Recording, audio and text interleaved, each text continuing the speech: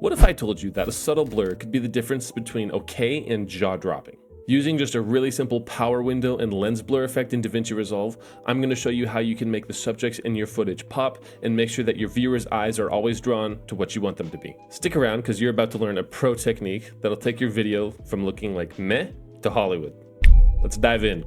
Okay, so you can see that I'm in DaVinci Resolve here, and I have a clip of my buddy mobbing through this puddle of mud in his Land Rover. It's a pretty sick clip, right? And I got it color graded because this video isn't about color grading. This video is about making this subject stand out more against its background. So to do this, we're gonna jump over to the color page, and you can see that all I have going on here is just one of my LUTs slapped on there. It's just quick, simple. All of my LUTs are available on my website for download if you want to check that out, but you know, nice finishing touch. What we're gonna do is we're gonna make a new node with Command S or Control S, just depending on what operating system you're on. Over here in your library of effects, if you don't see effects, you could just click this right here up in the top right. You're gonna see lens blur right here, right? So take this and drag it onto your empty node, and you're gonna notice that immediately your footage just becomes blurry. So we have the option here to turn up and down the intensity of our blur. Right now, we're not gonna mess with this quite yet because we wanna just focus our blur on our subject. So what we're gonna do to do that is down in the bottom toolbar right here, you can see there is the power window. So click that, we're gonna make a circle. And after I click circle here, you can see that this ellipse, the circle pops up, and we're gonna set it right on our subject, right? Our subject here in this case is the vehicle. Adjust your feathering, and then make sure you click this button right here to invert it. What this does is that it makes it so that everything around your subject is blurry and your subject isn't. Now this is where you want to kind of dial in how intense you want your blur to be.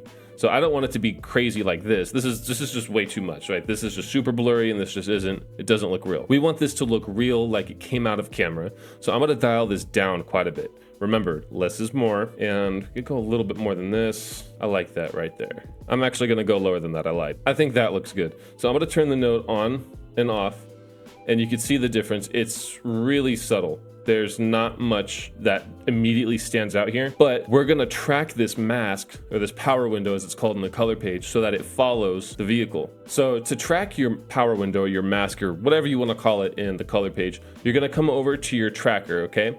And this is gonna be super easy, really simple. We can just keep this set to Cloud Tracker for now, but what I'm gonna do is I'm gonna press this forward-backward button so that the mask attaches to the subject in frame and it goes forward and backward with it. And another option you have here is to use the IntelliTrack. IntelliTrack is a new tracking method that was implemented into DaVinci Resolve 19. It's AI-based and it's stupid good. It's amazing. I'm gonna try Cloud Tracker first. If that doesn't work, I'm gonna try IntelliTrack, and if that doesn't work, then we manually track. Let's give it a shot.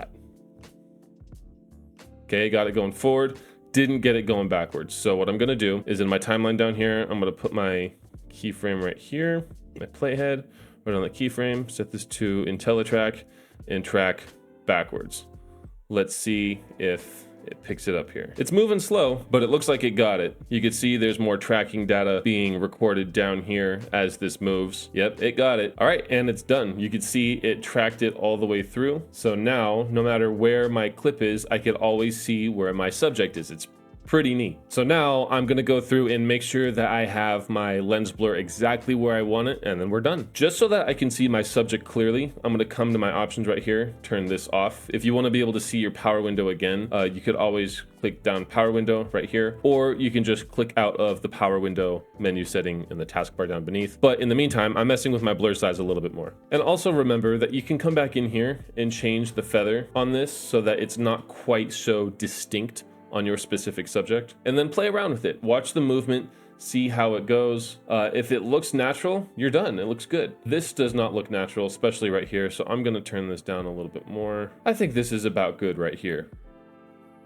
Mine's right at about 2.14, and yeah, you can see the before and after. It's a nice little finishing touch. So again, if you have some sort of motion in your shot, this is a perfect way of making sure that your viewers' eyes are exactly where you want them to be.